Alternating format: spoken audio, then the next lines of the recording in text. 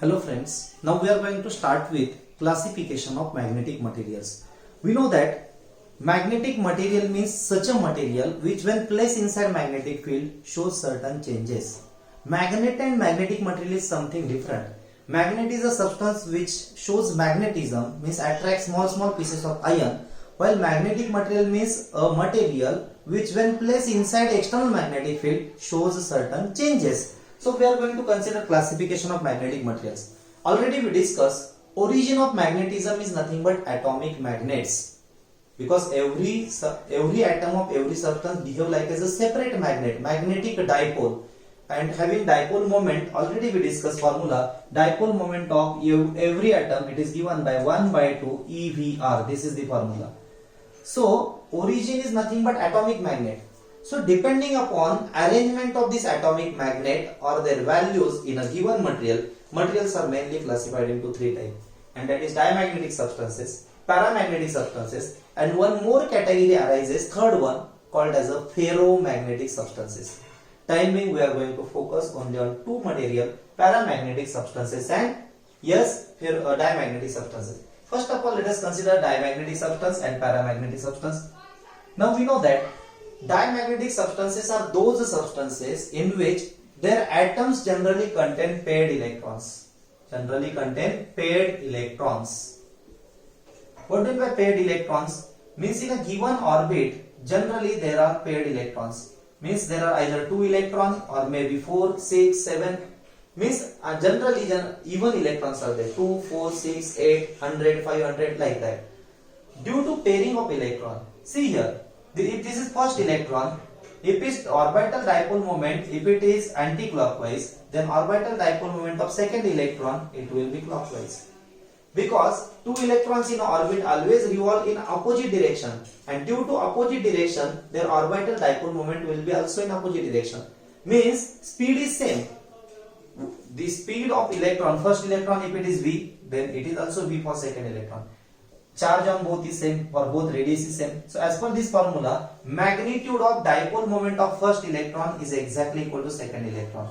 But here direction of velocities are opposite. This velocity is anti-clockwise, this is clockwise. So what it implies? Yes, Pula, their directions are opposite. Minus sign must be there in vector form. As these two dipole moment vectors are in opposite direction, they cancel with each other. And due to which we can say that yes, dipole moment of each atom of this material is always equal to 0. This is not situation with paramagnetic. In case of paramagnetic substances, generally there are unpaired electrons. I am using word generally, not necessary. Unpaired electrons. Exception may be there. So due to unpairing, what happens? If there are 3 electrons, 2 electrons will cancel the effect of each other. But that third electron is effective. Its dipole moment is there M3. It is not cancelled with anyone. And hence, every atom of this paramagnetic substance possesses certain dipole moment. This dipole moment is not equal to 0. Now, if we consider as an entire substance, suppose this is a substance under consideration. This is a diamagnetic and this is paramagnetic substance. Examples we discuss later. Now, if dipole moment of each atom is 0, means no atom behave like as a magnet. Means as a whole substance, yes, resultant dipole moment is also 0. Means it do not show magnetism. Here, every atom has a dipole moment. But in the absence of external magnetic field, yes, every atom adjusts its dipole moment vector in a random direction. And due to this random direction, across any section, yes, dipole moment in one direction is exactly equal to dipole moment in opposite direction, and hence resultant dipole moment of whole substance again comes out equal to 0. What it implies? Both material in the absence of external magnetic field do not shows magnetism or do not possesses magnetism. So this is situation, yes, in the absence of external magnetic field. These states are called as unmagnetized state. Now let us consider application of external magnetic field. For both the materials, if we apply external magnetic field, suppose towards right side, uniform magnetic field. I am not showing entire lines. You just simply remember. If B bar is external applied magnetic field, as soon as this magnetic field is applied, in case of these diamagnetic substances, till paired electrons are there, motion of one electron is accelerated, it becomes fast, and motion of another electron, it becomes slow. And due to which as speeds are different now here, dipole moment of first electron is not cancelled by second, and hence each atom will possess certain dipole moment. Now dipole moment is vector. This is for first electron, this is for second, third, and slowly all these atomic magnets start aligning their dipole moment vectors in the opposite direction of applied magnetic field. Now here dipole moment vector is adjacent in the opposite direction. What it implies? This side acts as S pole, this side acts as N pole. Means this material get magnetized. It will possess certain resultant dipole moment. But in which direction? Opposite. What happen in case of para? Yes, already atomic magnets are there, but they will align their dipole moment vectors in the direction of applied magnetic field. Means this random arrangement will be changed and there will be a systematic arrangement. All electrons start moving in the direction of applied magnetic field. And due to which what happen? This material will also magnetize. It will possess certain dipole moment. This side S pole, this side N pole. What is difference between these two? This material is magnetized. This is not strong magnetization. It is weakly magnetized in the opposite direction of applied magnetic field. You can write this fourth point as a definition. Those substances which are weakly magnetized in the opposite direction of applied magnetic field are called as diamagnetic substances. And here those materials which are weakly magnetized in the direction of applied magnetic field are called as a paramagnetic substances. Very, very important. So here, what are the examples? For example, here antimony, yes, bismuth, copper, mercury, water, H2O, and number of gases, for example, hydrogen, carbon dioxide, air, etc., etc. These are the examples of diamagnetic substances.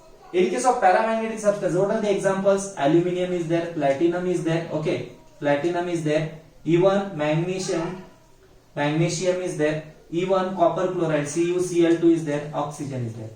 Excluding oxygen, all gases are under diamagnetic substances, remember. So, these are the substances for diamagnetic and paramagnetic substances.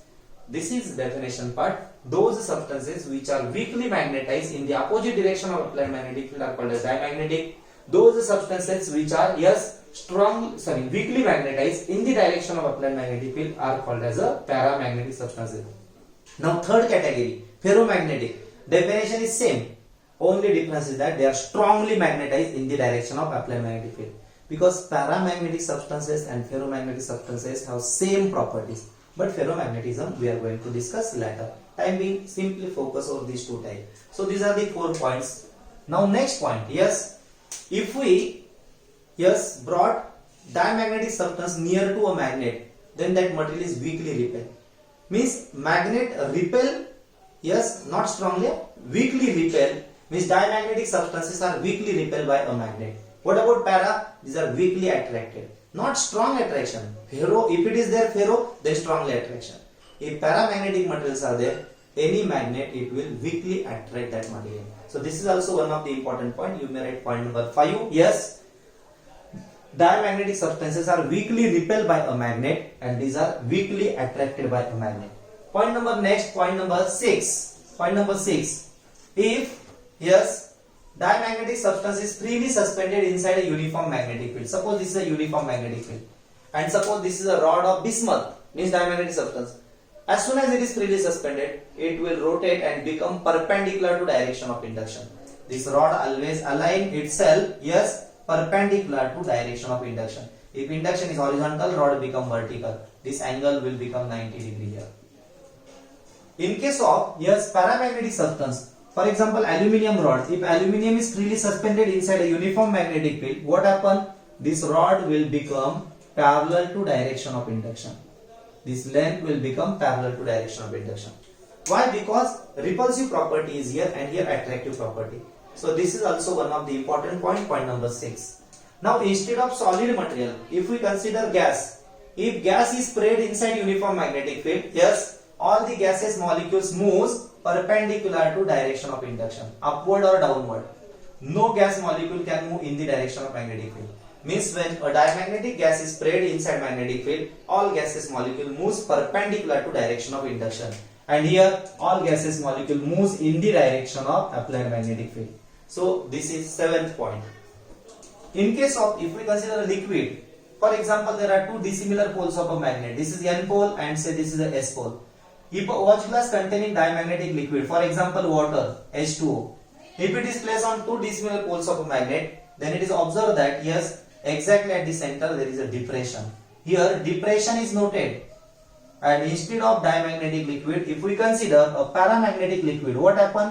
In case of paramagnetic liquid, exactly at the center, yes, rise of liquid is noted. Why there is rise?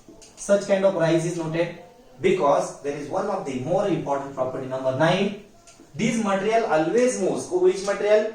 Diamagnetic material inside non-uniform magnetic field always moves from stronger part to weaker part of field. Stronger to weaker part of magnetic field. And this material exactly opposite, moves from weaker to stronger part of magnetic field. So here, in case of two magnet, this portion exactly at the center between two poles, there is a strong magnetic field. And while moving towards each pole, S pole or maybe N pole, magnetic field gradually goes on decreasing. So all the water molecules from the stronger part moves to the weaker part, and that's why rise is noted at the two ends, and centrally all molecules move away, and hence depression is noted. Here exactly opposite is the situation. Here this is the stronger part, so material moves from weaker to stronger, hence all liquid molecule collected at the center, and hence exactly at the center rise of liquid is noted. This is very important. Now remaining 2 points, very important distinguishing points, on the basis of which you can classify these two material, that is relative permeability, which is the ratio of permeability of material to permeability of air medium. It is slightly greater than 1 for diamagnetic substance, and for paramagnetic substance this relative permeability is slightly less than 1, and due to which, yes, the next term, which is magnetic susceptibility, which is defined as the ratio of magnetization to magnetic intensity H, and no doubt it is given by formula mu r minus 1. So here chi comes out small and positive, small and negative, because mu r is here slightly less than 1 and here slightly greater than 1. Be careful. Diamagnetic substance relative permeability is slightly less than 1. If it is less than 1, according to this formula, less than 1 minus 1, difference comes out negative. Hence magnetic susceptibility for diamagnetic substance is small and negative. Here slightly greater than 1, so according to same formula, greater than 1 minus 1, so difference comes out as a small, but it is positive. Small and positive, this is value for para. Ferro, same consideration, only large and positive value. And a material whose susceptibility is greater, that material is more suitable for making permanent magnet. Be careful, in that material magnetism property can be produced easily. So this is about two types of material, diamagnetic and paramagnetic materials. Is it clear? Now in next lecture we will consider ferromagnetic substances and their properties. Okay, thank you.